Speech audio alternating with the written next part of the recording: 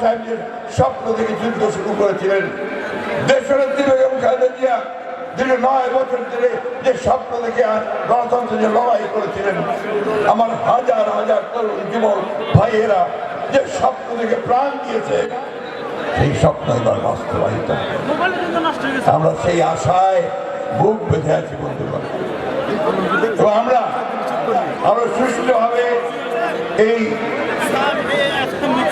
যে বিপ্লব, এই যে ছাত্র জনতার অভ্যুত্থান এবং মানুষের আশাকে রূপদান করার জন্য আমরা একটি কেয়ারটেকার গভর্নমেন্ট আমরা তৈরি করছি, সবাই মিলে, ছাত্র জনতা মিলে।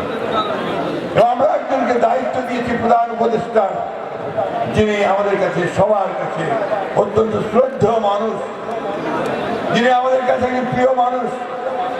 কারণ তিনি প্রথম সেই ব্যক্তি, যে ব্যক্তি বাংলাদেশকে বিশ্ব দরবারে পরিচিত করেছিলেন। তিনি তার কাজের মধ্যে দিয়ে একটা শান্তি পুরস্কার পেয়েছিলেন, নোবেল পুরস্কার। সারা পৃথিবীতে তিনি সমাদৃত। তাকে আমরা সেই দায়িত্ব দিয়েছি যে আপনি দয়া করে অতি অল্প সময়ের মধ্যে এই 15 বছর আওয়ামী লীগ যে জঞ্জালগুলো সৃষ্টি করেছে, আওয়ামী লীগ যে ধ্বংস করে দিয়েছে গণতান্ত্রিক প্রতিষ্ঠানগুলো, নির্বাচন ব্যবস্থা ধ্বংস করেছে, বিচার ব্যবস্থা ধ্বংস করেছে, প্রশাসনকে ধ্বংস করেছে, অর্থনীতিকে ধ্বংস করেছে।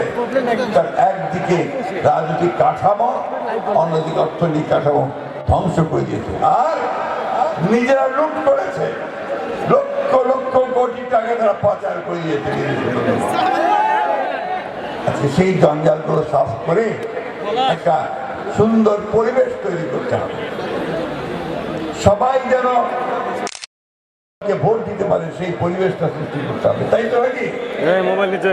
আমার ভোট আমি দেব যাকে খুশি, তাই না? কি আপনারা তো ভোট চান নাকি? সবাই ভোট দিতে চান?